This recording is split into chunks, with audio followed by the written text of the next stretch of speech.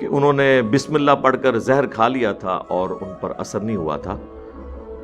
تو اس کے اگینسٹ تو ہمیں صحیح بخاری اور صحیح مسلم دونوں میں ملتا ہے کہ نبی الاسلام کو یہودیہ نے زہر دیا تھا، اور بخاری میں ذرا تفصیل کے ساتھ ہے اور سنن ابی داؤد کے اندر بھی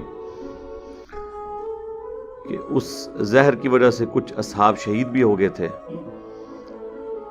اور بخاری میں تو یہاں تک موجود ہے کہ نبی الاسلام نے سیدہ عائشہ سے فرمایا تھا کہ خیبر کے موقع پر جو مجھے زہر دیا گیا آج بھی میری رگیں کاٹ رہا ہے. اسی کی وجہ سے آپ علیہ السلام کی آنری ڈیتھ بھی ہو گئی. ابو داؤد میں تو یہاں تک الفاظ ہیں پھر اس یہودیہ عورت کو اس کے قصاص کے طور پر قتل بھی کروایا گیا. بخاری مسلم میں یہاں تک الفاظ موجود ہیں جب اس سے پوچھا گیا کہ تم نے یہ کیوں کیا ہے تو اس نے کہا کہ میں نے اس لیے کیا کہ اگر یہ اللہ کے نبی ہیں تو بچ جائیں گے، اور اگر اللہ کے نبی نہ ہوئے تو ان سے ہماری جان چھوٹ جائے گی، نعوذ باللہ. بہرحال نبی الاسلام کو تو وہ بھنی ہوئی بکری کے گوشت کے ٹکڑے نے بتا دیا، لیکن اس وقت تک آپ زبان پہ رکھ چکے تھے. اس وقت تو اللہ تعالیٰ نے اس کا اثر وقتی طور پر ختم کر دیا، لیکن بعد میں وہ آلموسٹ 4 سال کے بعد واپس آ گیا اور نبی الاسلام کو آنری ڈیتھ اسی زہر کی وجہ سے ملی. میرے خیال میں تو آپ علیہ السلام کی وہ خواہش پوری ہوئی جو بخاری اور مسلم دونوں میں حدیث ہے کہ میری خواہش ہے کہ میں اللہ کی راہ میں قتل کیا جاؤں، پھر زندہ کیا جاؤں، پھر قتل کیا جاؤں، پھر زندہ کیا جاؤں، پھر قتل کیا جاؤں.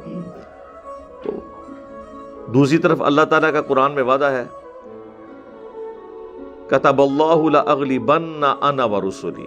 یہ تو ہماری تقدیر میں بات طے پا چکی ہے کہ بے شک میں اور میرے رسول غالب رہیں گے. قتل صرف انبیاء ہوئے ہیں، رسول کبھی کوئی قتل نہیں ہوا. اور رسول کی نشانی ہوتی ہے کہ وہ آ کے دھمکی لگاتا ہے کہ اگر مجھ پر ایمان نہ لائے تو بڑے دن کا عذاب تمہیں آ پکڑے گا. جو اللہ تعالیٰ نے قوموں کے لیے مقدر کیے ہوئے تھے بڑے دن عذاب کے، قوم نوح پر عذاب آیا، قوم لوط پر عذاب آیا، قوم ہود پر، قوم سمود کے اوپر. یہ جو دھمکی لگاتے ہیں نا یہ ہوتے ہیں رسول.